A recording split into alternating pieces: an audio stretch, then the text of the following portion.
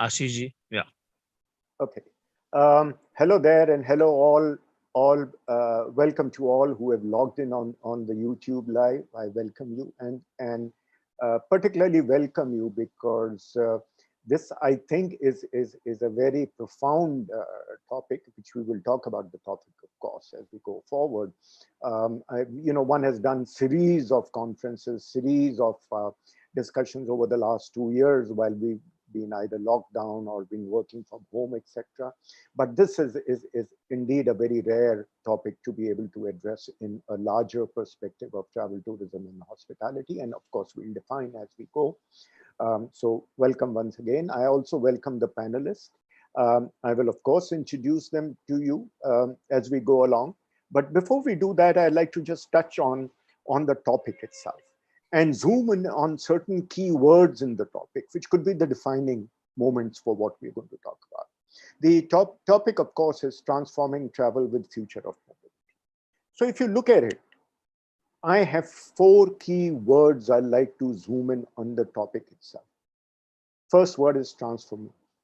And when you say transforming, I think the COVID itself, to me, has been the biggest transforming chief transformation officer. It has changed the way we have looked at things. It has changed the way we do our business, especially and exceptionally so in the travel, tourism, and hospitality space. And suddenly we've even had, in many ways, the Ministry of Tourism or Government of India waking up, should I use the word, to the reality that the future today is beyond what we could have imagined it would happen many years before. And so therefore, transforming is to me a key word which can be looked in any direction of the way you would want to look at. The second is travel. Now, we look at the word travel as travel. I mean, we imagine travel means traveling from point A to B.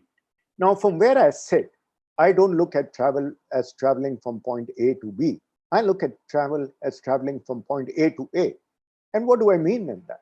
I mean at the whole journey of a traveler. If you look at it, from the time he starts to the time he comes back, and that's A to A, he's coming back. That's the whole journey, a life cycle and a customer journey. So when does the journey start? Let's just spend 1 minute on this.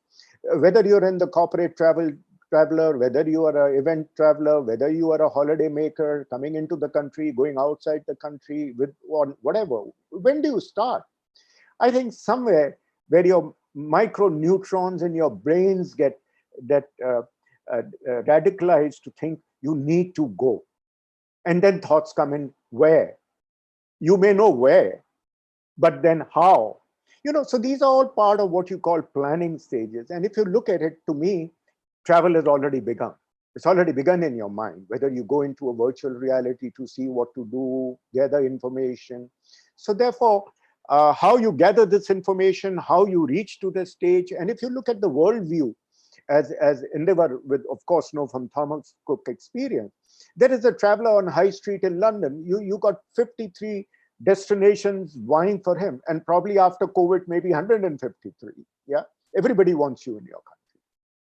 So therefore, that's part of vying for his eyeball, moving, and that's all part of a customer journey. And then he finally, let's put it this way, engages with the family, because if it's a holiday, it does remain a very family-oriented decision, and each one has its say. So therefore, if you look at it, and I'll fit the dots as to what I'm getting at, and then of course there is the consumption. And when there is consumption of the holiday, it is, if you see, there are multiple points. Even if you step out of your door to the time you if you have to order a cab, to the time you sit in the cab, somebody opens the door, to the time you get to the airport, till the time the security, if you link all the dots till you come home, you will realize that travel itself is a very defining journey. And the crux of the future will lie in how you harness this defining journey, each moment in an experience, in a database, at the palm of your hand, or whichever device you are able to do it. And of course, the thrills of all information being thrown in as you're moving, whether you're moving in by car, mobility, your river transportation, flight, whatever, what have you, railway. So travel for me is beyond point A to B. and that's what I think future will hold in whichever way you cut the ice. And listeners, do sit down with the, if you're from the travel operation background, sit down, trace the journey in the manner for each traveler type, and you'd see the gaps. It's like a handover and takeover process at every point. You know, you're handing the baton to somebody, somebody's taking. It's all in your thought process or physically, the consumption. And then you're back home, right? Assuming you're back home. And if you're back home, your journey is not over, because you know you still sort of, if you're a high-end traveler looking at your loyalty points, you're looking at many things, you're looking at, you know, all these things happen, etc. So the travel really never ends till you're ready to move on to it. So it's a very defining journey. So transforming travel. And now let's look at this word future. What is future? I think, I'm not being cocky, but I say, for me to look at future is very easy. See, people say we don't know what the future in travel tourism. Let me tell you, I know what the future in the travel tourism. And I'm, like I said, I'm not being cocky. I know what the future in travel tourism is concerned, because the future is really what you think you would like to imagine. If you have your own imagination, if you sit back and imagine how you would like to connect all these dots, and in as easy a manner and as simple a manner, that is going to be the future of travel. Of course, the difference is the future of travel would penetrate to every small corner of the world. It will penetrate to every small village in the country. It will travel to every plant, as Endeavour know, even the corporate houses, from moving from Mumbai to Delhi to Gurgaon, etc., moving into and working out their plants in Bijnor or wherever else they have manufacturing capabilities and so on. So other than that, I think future is yours to imagine. If you imagine it, that's the future. The problem is going to be, how do we make the future happen? Imagining is easy, right? How do we make it happen? So future is, that's how I define it. Mobility is the last search word. Like I said, if you look at it, I'm just giving an example. If you look at it, Europe for a minute, right? And Europe is many countries, which could be like states in India, right? And look what mobility there of global brands like Cosmos or has done to traveling in coaches brand across countries, cutting across. You know, people do just walk in, take a 12-country holiday, driving by coach all the time. And that's redefined the way people travel in Europe. But India doesn't have none of those. And I'm not saying for Cosmos or Globalus to come into the country, but defining its own brands, which can not only be within the country, but outside the country. Then look what Greyhound has done to America. Yeah, it didn't carry people from point A to B, it just carried people across. So therefore, mobility has to be looked beyond the obvious, which is you rent a car or you self-drive a car in case of Karan, and do it. And even if I come to self-drive, and Karan will be more to that, I mean, it's a pretty rudimentary, forget about the Motor Vehicle Act. I'll of course hit him on to say, you know, how do I share? I've got one car spare. Can I give it to you to self-drive? He said, no, the license doesn't allow, and I can't do that, and I can't do that, you know. So he'll have to imagine how he can do it. The government of India will have to imagine, because in most of the world today, self-drive is also private cabs, cars you give out over the weekend or whenever they are free to be driven, right? And if you can, you get down at Mughal Sarai, pick up a car and drop it in Patna airport? You can't. Yeah. So it's all very nice and fancy to say India has self-drive, but you know, come on, give me a break, Karan. And Karan himself will agree with that. But we'll move that forward, and I can see that Shash is smiling away, and because he's got his own thoughts in that subject. So that's on the mobility part of sector. Bear in mind, there is an elephant in the room, and that's what EV is all about, the electronic vehicle. And obviously there will be questions about, you know, all this will ultimately move into carbon and emission of carbons and electronic. So would you have a caravan which is also charged electronically, would self-driven? Would you also have cars, of course? And where do you get the points? You know, will where you stay, will you do it in your domestic home? I read somewhere that the government of India was trying to rope in the oil distributors in 30,000 locations across the country to install. Mr. Gadkari says something about having them installed there. So obviously they have to become what really ambassador car was. I mean, it was a saying in my days when we only had ambassador, that you could find a mechanic for ambassador anywhere. You just needed a guy with a wrench, and he could fix an ambassador. So literally on the EV, you'll have to find a plug point somewhere or the other. So broadly, this is where I'm coming from. And where do we fit the future? How do we take the future, both from a policy perspective, governance perspective, is for us to debate. So therefore, Shaz, do you want to take in first and have some thoughts for us? Hey, well said, Ashish. I like all the analogy and the examples what you have given. What I'm also thinking, and it's a privilege to have both Endeavor and Karan are there. The thing is, if you really look at like over the last couple of years, I mean, so let us get to the other part of it, right? Like, so you're talking about transforming the travel of your future and all that stuff. So if that is the case, you have also touched upon a point about the experience. So the experience of me, experience of my family, and incidentally, last night I was in Pune, and one of my friend's wife, in my friend's house, and his wife was working on. She is working big time on pet transport, and she's working for Australia. So I'm not even talking about the travel of an individual. It's also the pets which have to be shipped from one place to another place, even during a holiday.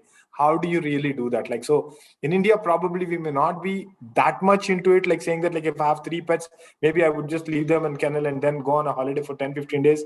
But in other parts of the world, they would want their pets to be there with them in the holiday also, right? Like, and not all things are available there. So that's what she's working on. So now what I wanted to talk about, or what I wanted to also bring in a point is, if you're looking at experience in the last 2.5 years, the customer experience has touched different heights, right? Like, so the experience demand of an experience by everybody has always been there. It's not a new thing.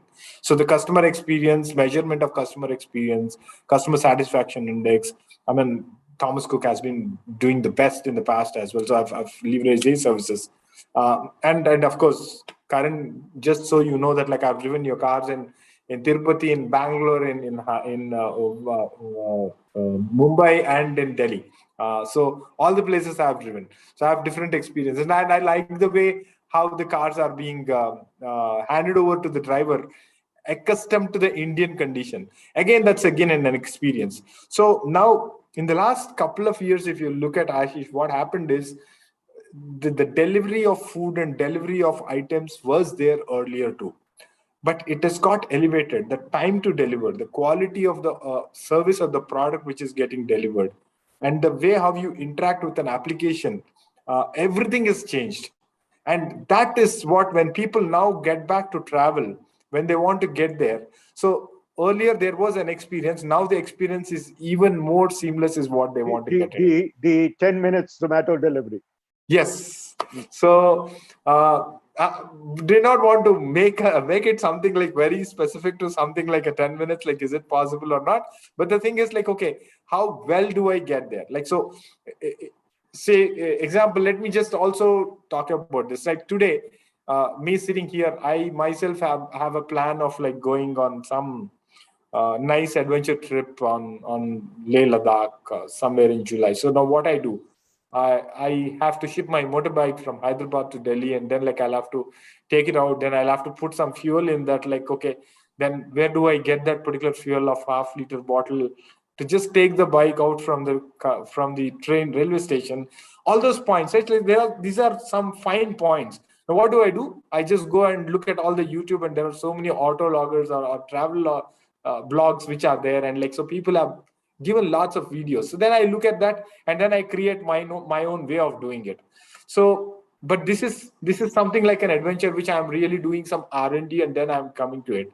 But is there somebody who will be able to help me navigate through this as well? Yeah. So is that an experience which I am looking for? I don't know. So but the experience is something which is of utmost importance now, which is at an elevated level. So that is something which I think also is going to matter, whether it's a type of travel you are into, or the mode of travel you are into, or the type of vehicle you are taking in, or type of class what you are in, everything. So Of course, technology, we will talk about it later. I have quite a few examples. So the experience is one of those things which I wanted to really emphasize on, Ashish. And I know, I mean, the best, what can be provided, we have both of them here, right? Like whether it is Endeavor or Current, they can just talk about maybe an experience itself or their own views. Maybe Endeavor. Yeah. That's why before I come to Endeavor, that's why, of course, I mentioned that travel is really point A to point A. It's Yes, not you're point A right. to point You're B. right. Absolutely. And while you bring the subject of kids and kids holiday, I also bring, as far as India is concerned, the subject of disabled. Today, are disabled able to get into a car and drive as they're able to do a lot in Europe themselves? Just an example. And there is a huge market. If I You're could right. certainly, I know a girl who actually is only doing in a niche manner disabled people holidays. Yeah, it's known as able disabled, that holidays. So but the question is then, can you do it yourself? That's the question. But you need people to hold your hand at every step. So that's where it comes in on it. And so, Endeavor, your thoughts? Yeah, hi, thanks. Firstly, thank you for getting me on. I spoke to Ashish this morning and I was like discussing mobility with him. I think mobility is a very important aspect of the overall experience chain that we have in travel, right? Travel anyway is an emotional commodity. So whether you take your ticket on an airline, you stay in a hotel, you use a car, whether it's self-drive or assisted, I think experience in every is paramount, right? Experience on everything has to be good. Your driver has to report on time, the car has to be clean, the seat that you sit on in the aircraft has to be nice. Everything has to work, right? And I think that's fine. Customer has expectations, and I think they're fair to have. When they're taking a holiday, it's they're busting out all the stress that they've had, so they need to ensure that everything works, right? Thanks to technology, we are able to stitch it together and put everything together. And I think today, customer has so many a variety of choices to choose from, whether they want to drive on their own, whether they want to be driven, whether they would want at a particular point thing. But I also come back to the same thing. There is a lot of gap on infrastructure that is available.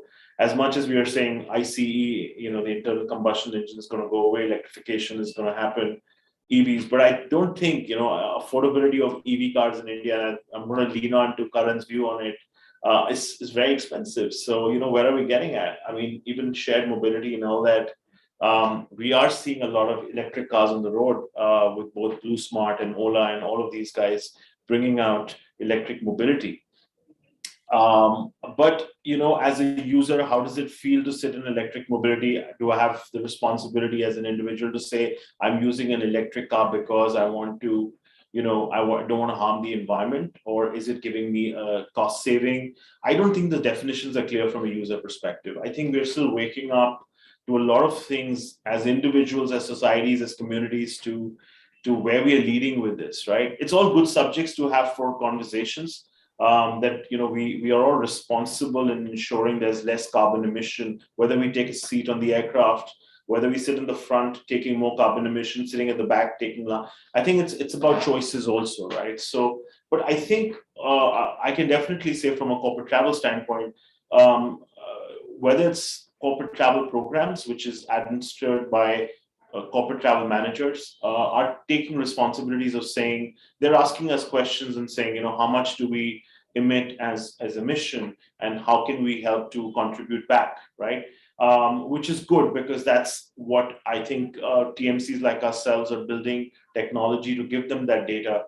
Other than that, I think individuals as well, which is the next touch point for us, are asking those questions to say, can we do this? Can we do that? I think post-COVID, which I think Ashish touched upon, I think I was reading it somewhere, 67% of people trust road transport, followed by air. And I think the single digits were on train or the other modes of transport. And I was actually quite surprised looking at the number that they put to mobility, which is over $15 to $20 billion as an industry in India, which obviously is organized, but a large fraction of it is unorganized. But I think the problem is and every state has a different experience, and as a user, even if I want to rent a car and I have a yellow number plate, I feel psychologically very not very satisfied, because I have to go through special lanes. I have to stop my car. I don't want people running behind it. So the infrastructure is definitely an issue. So I think as much as self-drive with certain number plates have taken off, but I think there's a large market where people are using self-drive vehicles as well. But I think from an infrastructure standpoint, there has to be a lot of fixing to get people to use it as a structured corporate travel offering. To say if they're landing in Bombay, they have a car available, they just turn right, they go into an Avis or a Rev or whatever the names, and they pick up a car of their choice. They drive into the meetings. There are enough parking slots for people that is made available, and the hassles are taken away of saying, what city traffic is. But I think there are a lot of people who enjoy driving, people who want space, people who want to just be on their own. And I think in the COVID environment as well, people don't want anybody in the car. They want a sanitized car that takes them to where they want to go. And if they have that, the duration of stays is a little elongated. They are able to even fit a car for 2-3 days to themselves to utilize. And I think I've seen from an experience standpoint, a lot of individuals want to even experience and make their business trip a little bit more pleasurable by adding a little bit of luxury to themselves. People who like driving, people who want to just get onto a nice car of their choice. So they're just, and there's so many of them. It's just that those infrastructure offerings aren't there, so they're not asking the question. They look at hassles and they say, okay, it's better to just get a car and just get to the point that you want to go and come back and take a flight back. But I think there's so much opportunity in adding experience and luxury to each business trip by giving, and by obviously the government adding infrastructure ability into the programs, and obviously car providers like Rev doing something that that enables people to have an experience journey. So that's my 2 cents on this right now. But I think the subject is quite wide. But I just thought I'll put this as a thought. Yeah. Thank you, Endeavor. And you'll bear with me, I think, if you look at every flight which takes off, say, from Delhi, be it international or domestic, it's my belief that 40% of the people who get onto that flight are not necessarily out of Delhi. They could be from Meerut, Muzaffarnagar, Panipat, you name it. So, there is a huge amount of facility and experience which needs to be added to Intercity to be able to get onto the flight and get back into the flight. So, that has to be very convenient. And coming back on a humorous front, you mentioned about cost and cost of EV. Running costs has always been a psyche in Indian human psyche. I remember that famous ad which say, "Kitna deti hai," referring to the mileage it gives out. But that's where we are. So Karan, how's Rev revving up to all this here? So firstly, thanks so much, guys, for having me as part of this panel. I think this is, by the way, a very, very interesting topic, to say the least. Something that's obviously very close to all our hearts, and something that we at Rev follow very, very closely, because as the travel sector is evolving, and it surely is, I think there are many facets of travel that are changing along with it. I mean, what travel was, say, 10 years ago to what travel is today, I think we're living in a very different world. And hopefully, in less than 10 years out, the whole sort of nature of travel will again undergo a significant change. With the advent of technology and information being available at the tap of a phone, I think people today have access to a lot more information than they ever had in the past. And that obviously now leads to multiple implications on travel. One of many implications, of course, is that the traveler himself is far more educated, which then leads him to require his travel experience to be far more customized. You could earlier travel from, Ashish, you said point A to point A. Let's say you were traveling from a Delhi to, I don't know, maybe a Rishikesh and just coming back. But along the way, and India fortunately is blessed with lots and lots of great natural sort of beauty spots which are just unexplored, right? So with information now being available, and therefore the traveler himself being far more knowledgeable, he's asking for a lot more customization in his trip, and that all of us collectively have to enable and have to solve it for him. That's one. I think the other implication also is that the demands for travel, I think, and we are seeing this upfront, right? Very close. I'm sure Indivar, you are too, but the demand for travel and the frequency of travel has actually increased incredibly. When I was a kid, we used to travel with parents maybe once in 6 months or once maybe a year, and that was holiday. Today, people are traveling once every quarter, if not more frequently. So just the frequency of trips, and there might be shorter trips to begin with, but at least the frequency and the nature of exploration that has increased incredibly, which is all good news for all of us. Now, we all spoke about infrastructure. Yes, there are huge gaps. If I look at where we could be versus where we are, I think we're just starting the journey of what it would take for us to create solutions which are aligned to where the consumer demand is moving. And to be honest, I think the solutions have to be solved both with a combination of regulation and many other factors. So companies like us, like Thomas Cook, etc., are of course responsible for creating product offerings which are more akin and therefore allow for a lot more customization for this traveler who's looking for this customized experience. But then there is also policy support that is needed. There were a few examples thrown in earlier in the conversation, and I, by the way, fully agree with that. Yellow number plates, do they have to be yellow? Do you have to pay a interstate border tax every time you're crossing a border? I mean, those are all just eating into or taking away from the travel experience, right? It's not that hard if we can get. I know there are political reasons for why things are how they are, but imagine our Motor Vehicle Act dates back to 1989. The world moves in 5 years. You cannot have a policy governing at least the vehicle mobility part of this travel experience dated back to 1989. Somebody's got to take a fresh look at it and sort of revise the policy to accommodate a lot more of what today has to offer.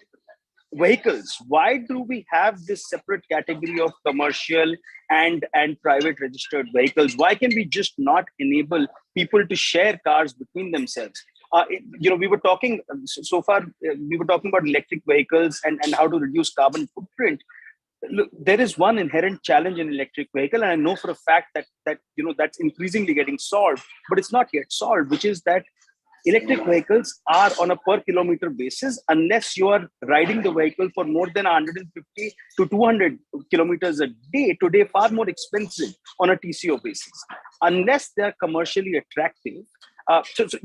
You want people to become responsible travelers, but it's unfair to ask them to pay a hefty price whilst being responsible. I think this has to be solved where all this responsibility comes with no additional cost to the traveler. And for that to happen on electric vehicles, I do believe we have some distance to travel. It will happen in a couple of years, just like it did for solar panels and so on and so forth in terms of electricity, but there's still some time to go.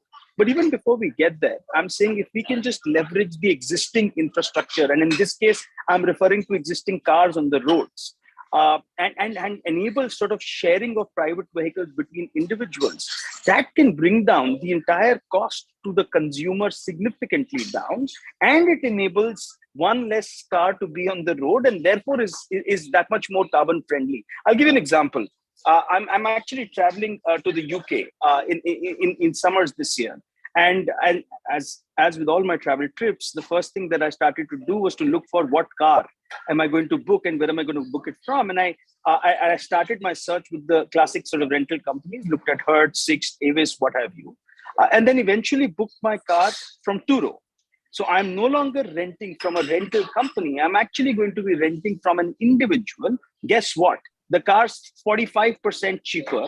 And by the way, from a vehicle category standpoint, substantially better. So what implication does it have to have on me as a traveler? I'm getting a much better car at almost half the price. And I'm going and getting the car from an individual who will come and drop it to me wherever I want it.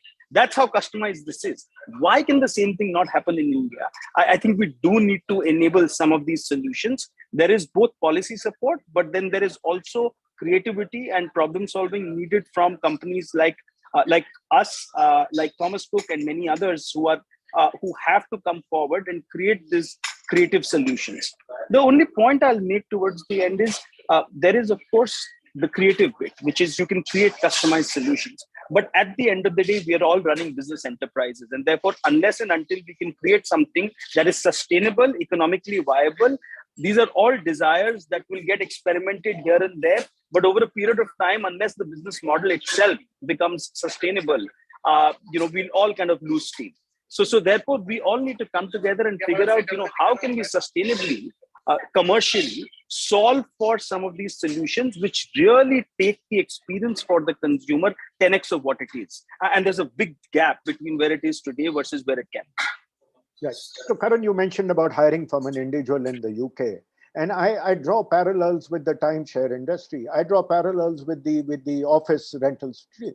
I'm traveling 25 days a month, and people do travel 25 days a month. I spend 3 days in Hyderabad, 4 days in Bombay, and so on and so forth. I'd like to have a contract with Rev, for example, or with the individual who would say, I'll take a car for 3 days here, 5 days here, 6 days there, one lump sum cost, right? So I have a network of people who I know I can reach out to and just, pick up a car on a timeshare basis. Yeah.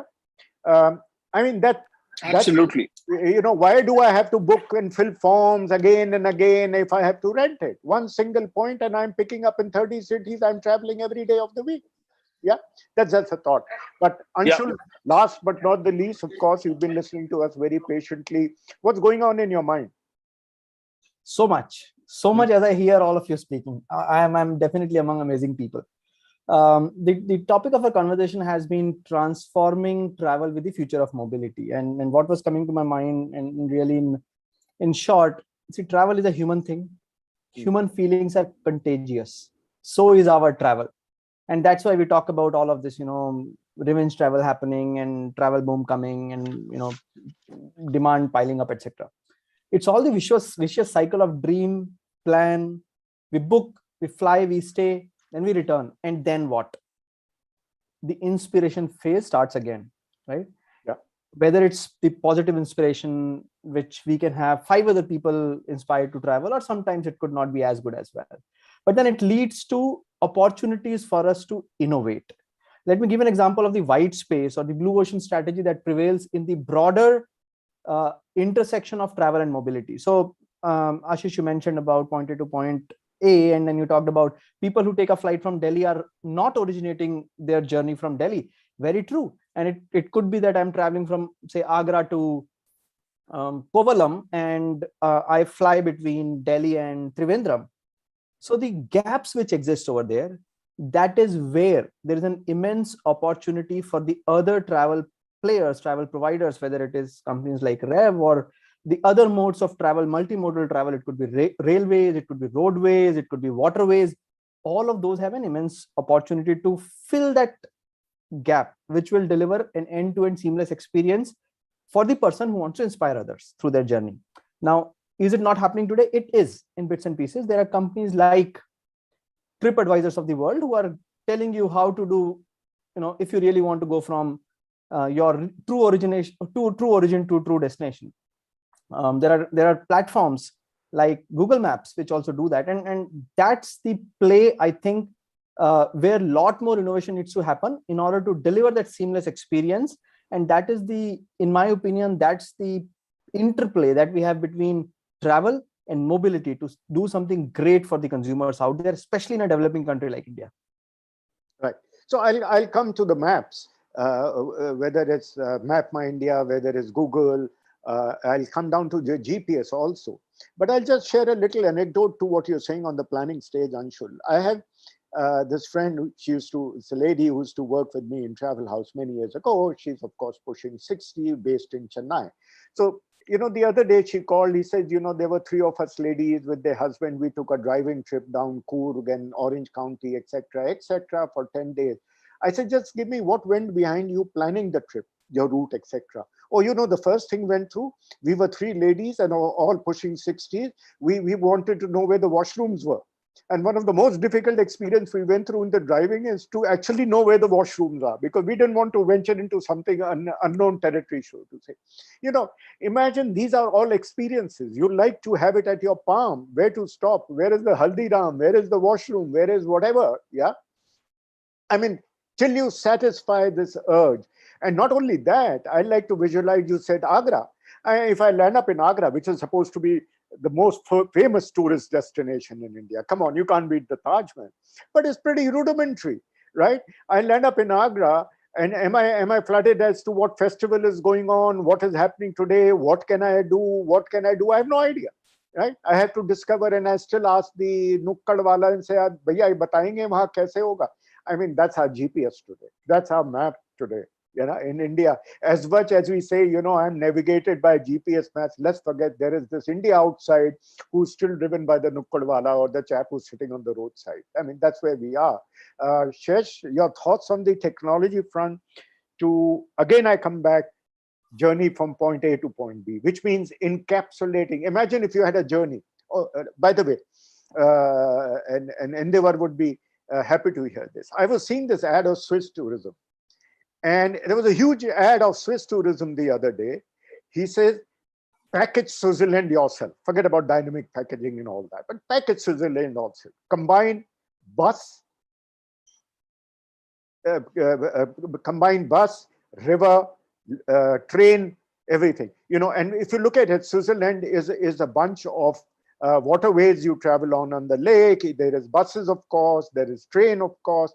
And they're talking about combining. I mean, today, if you look at India, that's another matter. You'll say, you know, our waterways aren't that good. It's only certain areas from Sundarban you can take a yacht. But imagine there could be some sample states. India doesn't have to do it in totality. There could be a sample state where you could package a bus journey, a train journey, a river journey, and of course, with the government of India kicking off the Udan scheme, which is supposed to be taking you to every nook and corner as far as flights are concerned. So there is a huge scope, of course, in integrating all these, right?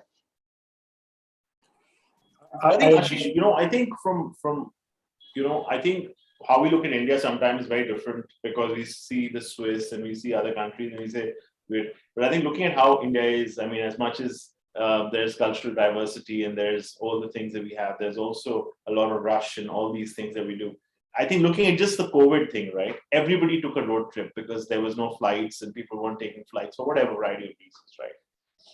A simple thing like what he said, you know, you want to go from Delhi to Chandigarh, you know, there are a lot of pit stops that you can stop by and eat and, you know, go to the washroom and all of that thing is available. But in many other destinations, it isn't existing or people don't know about. I think one is and I think this in itself, this period has taught a lot of people on, there were a single hotel available in the hills. Everything was sold out for as long as you could think, right? And there was just completely a chock-a-block situation. So I think, and the learnings that we had from those travelers was that, you know, the drives were great. So that means people got good roadways, which is good. You know, they were able to accelerate and get their cars on the road.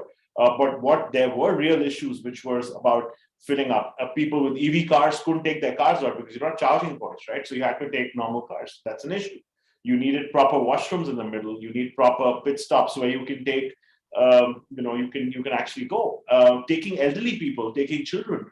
There has to be some infrastructure that is built.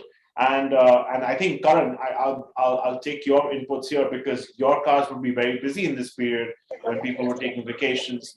You know, what is your learning on it? Because I think that is basic infrastructure that needs to get fixed. And mobility has to become then an experience point for anything that you would want to do. You know, you want to explore another state, you've got a car to choose from, you've got places to go, you have information about the highway, structured information, just like how everything has changed for us, whether it's movies we watch, whether it's food we order. I think that is an area of opportunity, and I'm just focusing on what we don't have. I'm not focusing on what is the future rather than focusing on what the issues are at the moment. But I think there's just plenty of opportunity. And in our own country, if mobility infrastructure is sorted out, the numbers that I've said of just being how the unorganized market for the car industry, it can actually quadruple, you know, in terms of numbers. Karan, and we'll come back to you. Yeah. Okay. I'll wait for you to come back. No, Karan, you go on. You go on. We'll go back to Shesh. He wouldn't mind for a minute. Yeah, no. So I could not agree more. I mean, all that you said is just so true, right? And I think there are two parts to this. There is first availability of infrastructure, and I don't think it's fully solved. And then there is information available on where that infrastructure exists. So there are certain parts of the country where this problem is solved. By the way, the road network of the country, and I'm talking about first-hand experience. During COVID, I drove down from Delhi all the way to Goa and back. The road network in our country is just fantastic. I mean, I think kudos to the Modi government and then the governments before. I think the pace of road national highway development is actually incredible. We are building world-class highways as we speak. Yes, it's not there fully as yet, but I think the pace at which it's going, I think very soon we will. So that's one aspect. However, on the way, there are too many challenges around, as you, Ashish, mentioned, around, or you, Indu, were mentioning about where are the washrooms? What places are hygienic enough for you to be able to stop and eat?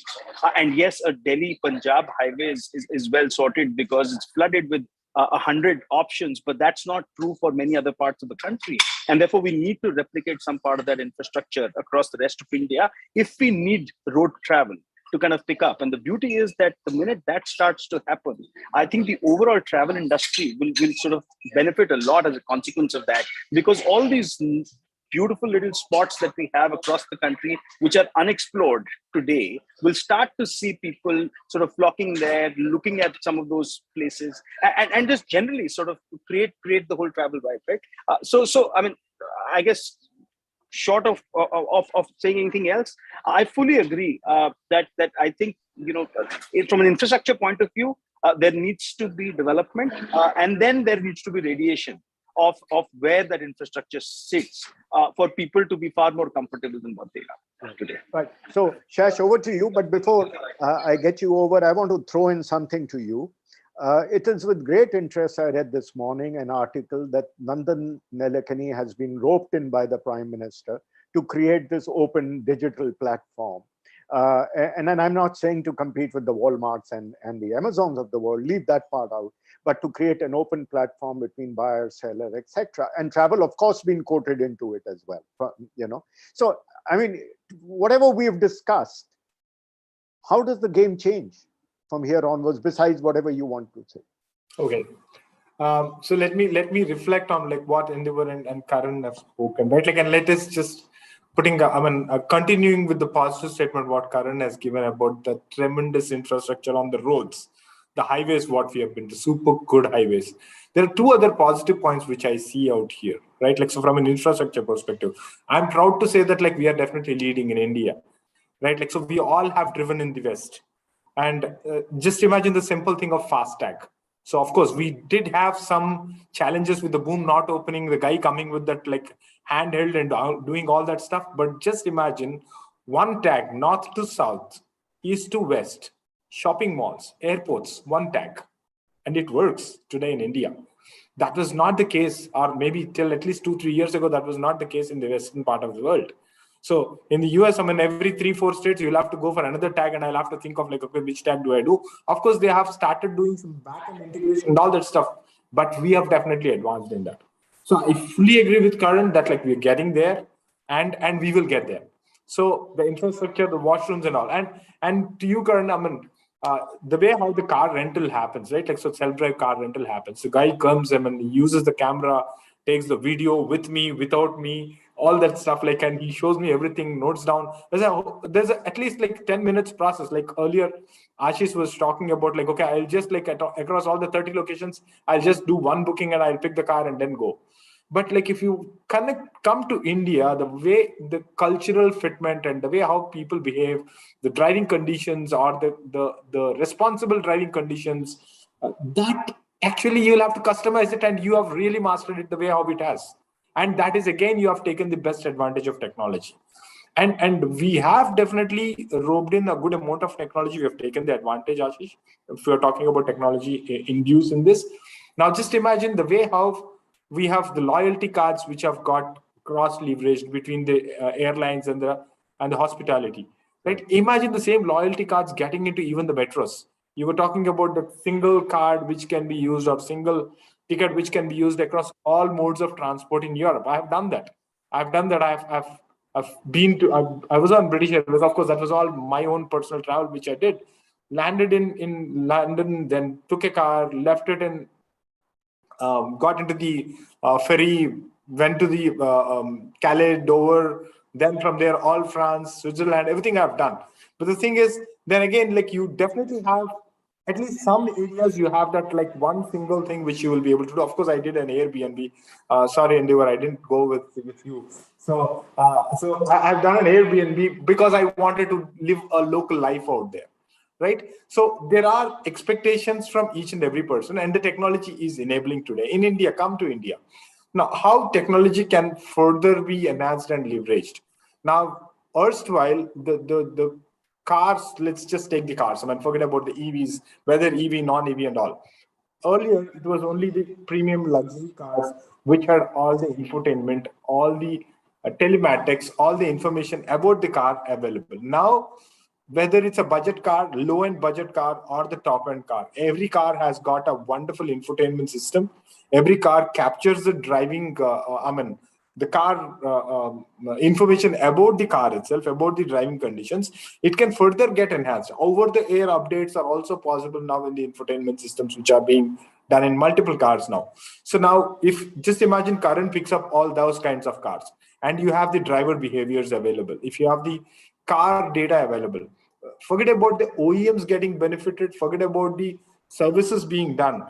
Karan is going to the Revs of the world, and Thomas Cooks of the world. They are going to get benefited because they will be able to take the best advantage of the technology and reduce the time spent by an individual in getting into an experience, right? Because he's giving you a very serious capex input, huh?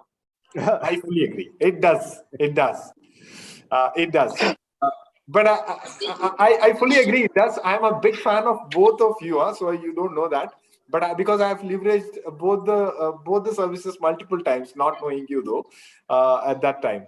But yeah, it requires a capex input for sure. But like definitely there is technology. There is the connected vehicles or the software driven or software defined cars and all that stuff. These are the things which are coming into play into the future. Then you definitely can get into. So one of you said like earlier we have already advanced in the solar panels and all that stuff. Yeah, I have a 3 kilowatt solar panel on my rooftop. So, and I can have an EV, I can just charge, I can feel free that like, okay, I'm being green, right? Like, so the way things have changed are already changing, and our governments are really doing the right things. Probably it takes some time for us, slow and steady, but we will get there. I believe that's what it is. And the technology come to the IT companies and all that stuff, what we are providing, or understanding the expectations of an end customer, of service providers, and leveraging the best of the technology, providing the same as a platform, the one digital platform, what you're talking of, as a platform, cutting across the entire point A to A travel. So that's what we are enabling. And there are certain good points in India which are already there. And of course, there are certain lows which are more towards the cultural things. But I think we will get over those things also, Ashish. I don't want to drag further, but yeah. Interesting. But Anshul, one of the things which has really sort of niggled my brain for many years is the rating system or the peer review. Whereas it's all right for a TripAdvisor to rate a restaurant, to rate a hotel, etc. But that's where it stops, right? How do I rate that experience of the transport, mobility, whichever way, and many other? When do we see India developing into a model like that, especially on the foreign tourists and the incoming, and they like to rate it with some standard measurements? What do you say? We're getting there. And I'll take an example that I was thinking about earlier. And it's probably an analogy that I'm driving. See, one of the differentiators in travel has always been the human or the people influence, especially sales agents, what and which destinations and brands they choose to sell. Simple contrast example is going to be one of the surveys that Accenture conducted recently. We found that about 60% of the consumers want to leverage customer engagement, customer service solutions, like getting help in making a booking online, not calling up. Only 30% people said, I would rather call up a human agent and get the help. Others would go onto a platform. So what it means is this new channel of support, the new channel of engagement is taking an importance which is multifold than ever it was earlier. If this happens, ratings can also be captured directly onto that platform, which was not the case earlier, because it was always, not always, but it had the potential of being manipulated by the humans which was involved in this process. Now no more. It's the short circuiting of the consumer directly to the brand. There's no middleman in it. Now, good or bad, I'm not saying that, right? I mean, there are enough it's a blue ocean. There is enough opportunity for everyone to play. But this really means that the technology is enabling the future of travel. I know, Ashish, in other forums we have discussed about ratings and many other things that need to happen for the so-called Indian travel ecosystem to flourish. But in short, I'll conclude by saying, data that is being captured on the platforms today, and more that is going to be captured, is actually becoming the glue of how the experiences could be orchestrated at scale, which never was the case earlier. And we're just getting started there. There's lot more to be done than what we have. Okay. So I have a common question to all of you. So one by one, you do it in one line or whichever way. And it's got nothing to do with the television debates on Hindi versus Tamil and which is national. How important is vernacular? And especially if you look at the OTT platform, and it does remain a fact that I go to Netflix and I love watching Spanish movies or Spanish series, or they're translated, of course, but they are, they are great. So, and Government of India itself on the inbound tourism, many years ago, they've started producing brochure in Japanese and German and etc. to attract tourists from those countries. But you still have websites and information for Kantaben in Gujarat in English, and you expect her to be as, easy on English to understand it as her in Gujarati. So a question is, when do you treat transformation of the travel industry into truly vernacular platform, be it on website, be it on information, be it on customer handling? And the second, side by side, I'll love it, is the voice. Do you see voice playing an important role? Because there are still people who find it difficult to get on and type text onto a phone, my driver, for example, and so on and so forth. Shesh, with you.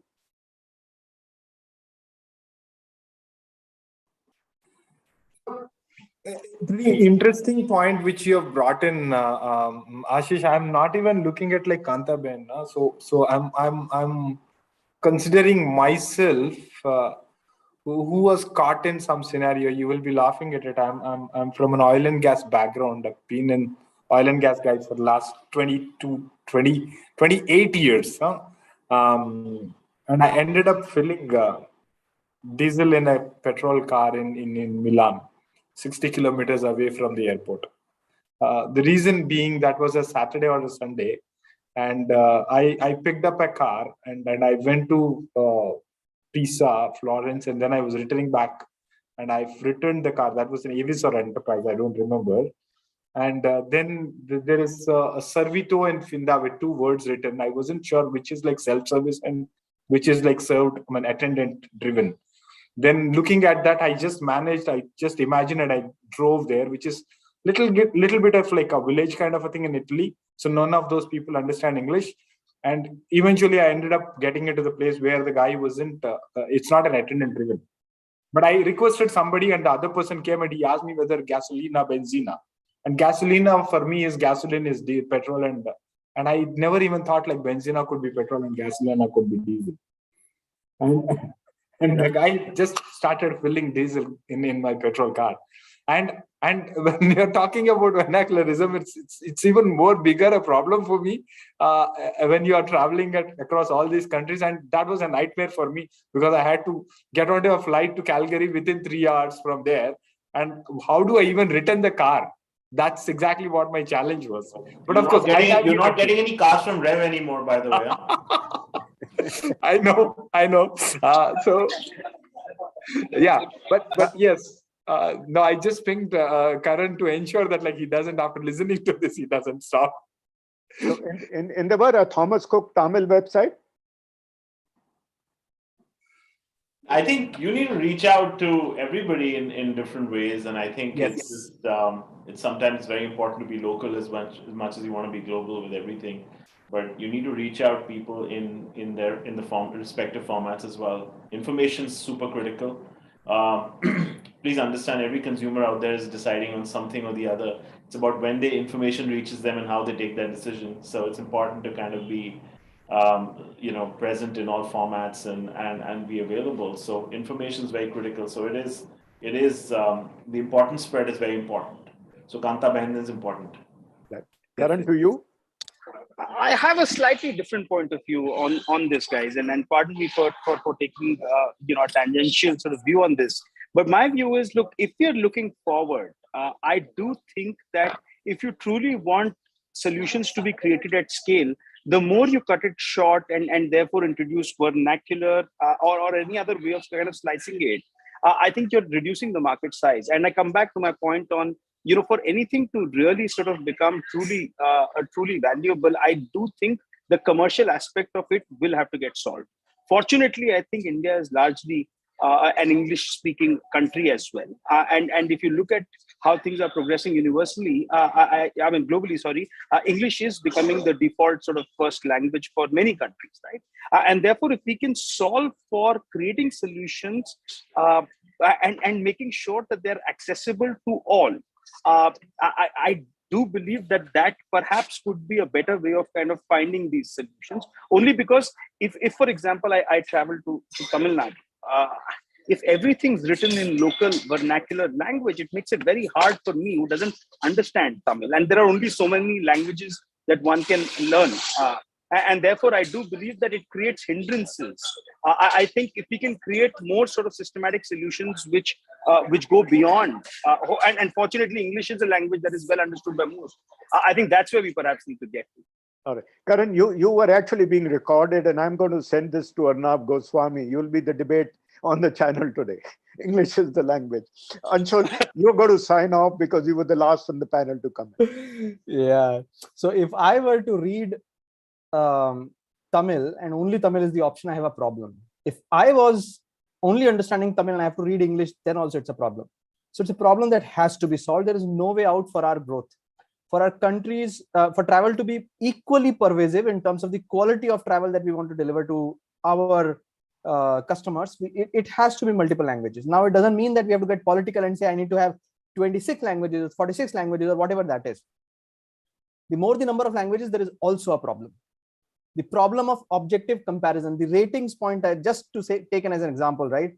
If we have to give ratings, consistent ratings, objectively measurable, we have to have some standard shape and form. Otherwise, it gets into subject to interpretation. The more options we bring in, the more variety we bring in. But yes, as a thumb rule, we definitely need to get better. And it requires us to at least get to a few popular languages, whatever that is. Otherwise, we are still missing a huge set of customers who could have been in our travel ecosystem much better than where they are today. Good. So on that, I will only request Shash and Anshul to think of more creative topics such as the ones we have, which haven't been addressed in the industry, because I think all of us owe it to the industry to be playing a knowledge transmission role where we sort of get them to understand various roles. And maybe there is somebody listening in Government of India too, in policies and all that. So with that, Shail, Anshul, Karan, Endeavor, my friends, thank you so much. And I hope to be catching with you up soon, physically, or not another Zoom. Thank you. Thank you so much. Thanks, everyone. Great conversation. Great. Bye-bye. See you, everyone. Bye-bye. Bye.